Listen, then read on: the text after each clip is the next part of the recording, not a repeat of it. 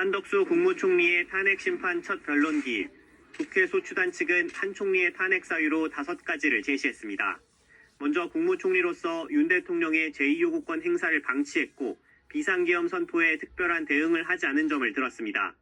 또 대통령 권한대행으로서 법적 근거가 없는 공동 국정운영 발표와 국회 추천목 헌법재판관의 미임명, 이른바 내란 상설특검 후보자 추천을 의뢰하지 않은 것 등이 모두 헌법 위반이라고 주장했습니다.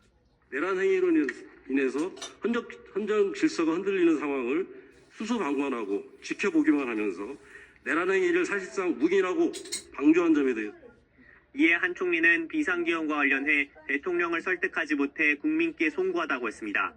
대통령님을 잘 보조하여 어려운 대내외 상황을 극복해 나가고자 하였으나 대통령님이 다른 선택을 하시도록 설득하지 못했습니다. 다만 계엄을 사전에 알지 못했고 내란 동조나 묵인은 아니었다며 자신의 법적 책임은 부인했습니다. 다른 탄핵 사유에 대해 제2요구권 행사의 경우 대통령의 고유 권한이며 권한대행으로서 헌법재판관 임명은 적절치 않다고 판단했다고 했습니다. 국정 공동운영 구상은 안정된 국정운영을 하겠다는 취지였을 뿐이라고 반박했습니다. 오늘 헌재는 한 총리 탄핵 소추안 의결 정족수 관련 권한쟁의 심판 청구 사건의 변론도 진행했습니다.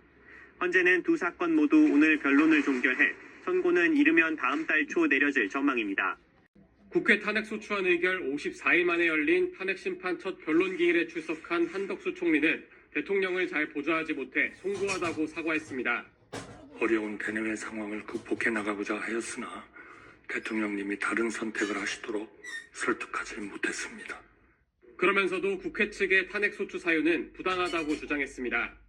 한 총리 탄핵 사유는 비상계엄 당시 내란을 묵인 방조하고 계엄 후에는 헌법재판관 임명을 미뤄 헌재를 무력화시키려 했다는 점 등 총 5가지인데 한 총리는 계엄을 사전에 전혀 알지 못해 군 동원에 개입한 적이 없고 헌법재판관 임명엔 실질적 여야 합의가 필요하다고 판단했다고 주장하는 등 소추 사유들을 반박했습니다.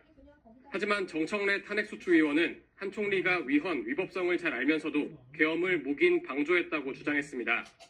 엄중한 상황을 그저 멀뚱멀뚱 지켜보기만 했다는 의혹으로 보자면 또 헌법재판관을 임명하지 않은 것과 관련해 여야 합의가 필요하다는 근거는 헌법이나 법률 어디에도 없다고 반박했습니다.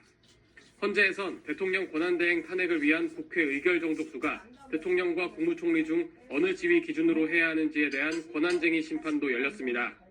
재판부는 두 사건 모두 오늘로 변론을 종결했는데 선고기일을 따로 지정하지 않았습니다.